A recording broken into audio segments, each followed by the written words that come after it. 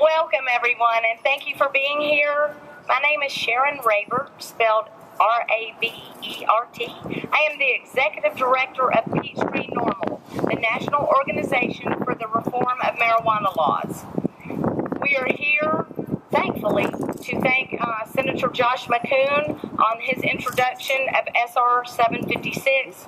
Marijuana law reform is about safe access and increasing public safety. With public and governmental support rising across this nation, we are glad Georgia is taking on the issue. 20 other states and Washington, D.C. allow for marijuana use by sick people. There are 2 states that also have done even further steps. We are here to talk about medical today in Georgia, and there have been over 20,000 studies done on cannabis throughout the world. We have seen the documentary by Dr. Sanjay Gupta called Weed. We have parents in need for marijuana for their children, and we also have children in need for marijuana for their parents.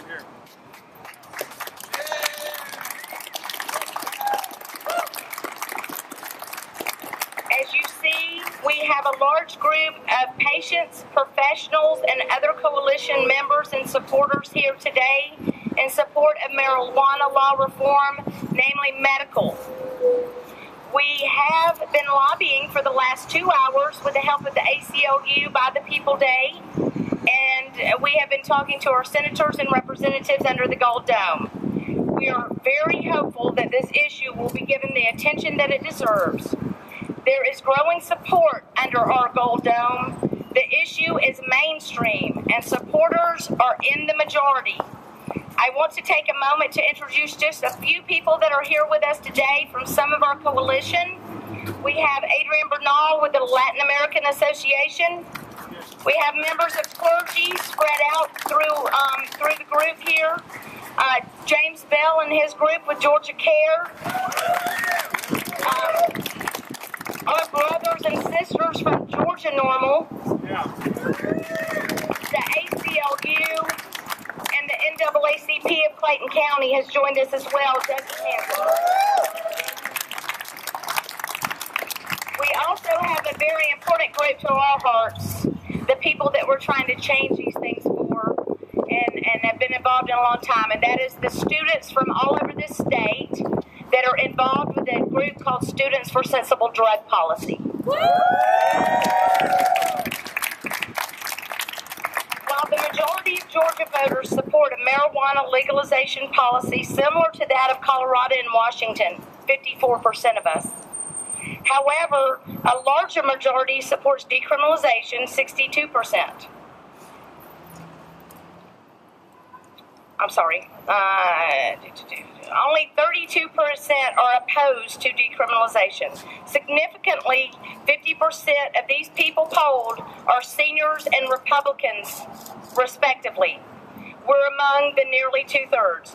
Women, who made up 53% of all respondents, were far more likely to support decriminalization, 60%, over outright legalization, while 59% of males support full legalization, indicating an 11-point gender gap in the support of Colorado and Washington models in the state of Georgia. However, there is only a 3-point difference when it comes to replacing the current penalties with a civil infraction. 64% of men support, 61% of women. As far as electability on this poll, you will notice that we asked if people would be more or less likely to support a candidate that supports any type of marijuana law reform in Georgia. As for electability, 56% of those questioned will either be more likely to vote in favor of a pro-reform candidate or be unaffected by a candidate's pro-reform position. Further, over a quarter of these polls stated that they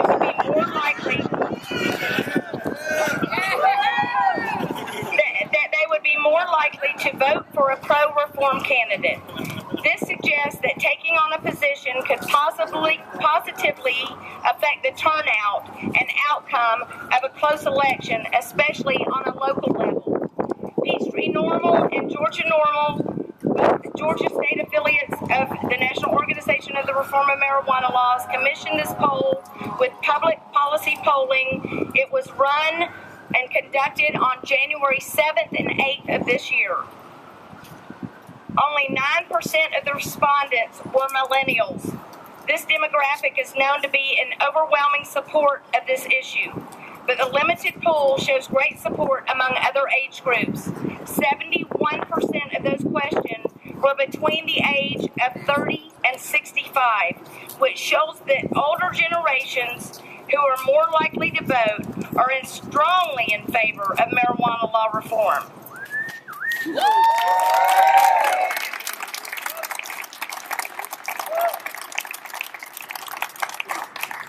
At this point, we will take any questions, just a few brief questions if you have any. We will disperse and you will be available to talk to anybody in our group if you would like to do that.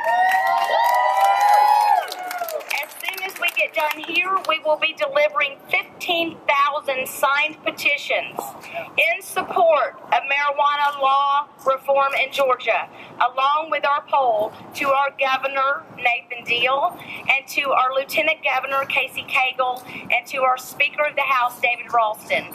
We look so forward to them taking on this issue. We're very excited, and we're here to help them in any way they need. Thank you very much. Yes, sir. Yes, sir. Are you pretty much in favor of total decriminalization? I mean, I know obviously you'd be a form of medical, because there are people in there now who say they would support the medical usage in the form of pills or oil, but not decriminalization. I understand that, and as a representative and executive director of NORML, I can only speak for NORML. We are for all forms of marijuana law reform. In Georgia, at the moment, they want to discuss medical, and we are here to educate them on medical, and that is the purpose. Sharon? Yes. Sorry, I'm from GPV. The bill that's been proposed would just form a study committee.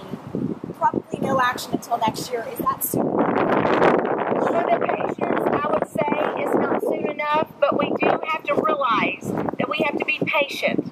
We just started the conversation here, and they have to educate themselves in order to do that. I will defer to the legislators on that. WAP. You mentioned that you met with lawmakers today. Are you getting a positive reception to this, or are you meeting with some opposition? What are lawmakers telling you? We're getting overwhelmingly very positive support under the Gold Dome today. Yeah. From the people that we have reached out to.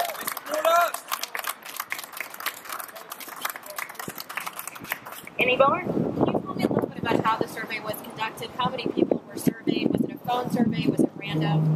It was a phone survey, and I believe the reason they didn't get the millennials is these are usually done on landlines, and most millennials don't have a landline. I think that may be the reason that happened. The information of which you speak is in the packet that we'll be handing out. I don't remember the exact numbers of how many people were polled. I think it's like 786, I believe, or something in that area.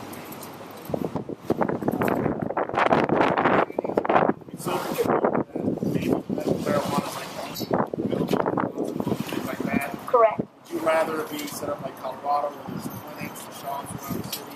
I want it to be set up how Georgia needs it. I don't think we need to follow anybody else's model. We can listen to them and pick and choose what will work best for our citizens. So I don't want to really go that route. I would say this. It is not my position, or for that matter, many people's position, to draw that line in the sand and decide who is sick enough. I would prefer that they leave that up to the doctors and the patients themselves, like they do with every other medical prescription. And we have been asked to get those names of those medical professionals. Senator Jocelyn Kuhn has asked us to start getting those medical professionals for their, to be at their call. Any other interest in the use of marijuana? We do support hemp. Definitely hemp. We have been reaching out to people all across the state, farmers. We have talked to the the commissioner of the agricultural department in Georgia, and we're moving forward with trying to allow our Georgia farmers to finally grow something that they can make some good money at, and that would be hemp, because that can be used for fiber, fuel, and food, and it has absolutely no THC in it. If it has any, it's a very minute amount, and people do not use that as they use marijuana. It's a totally different plant, although it's cousins to each other. It doesn't even look the same. Sure, Representative Peake has said that he will likely introduce legislation this session. How do you feel about those efforts? We are welcoming any efforts that they have, and we are very thankful for Senator Peake.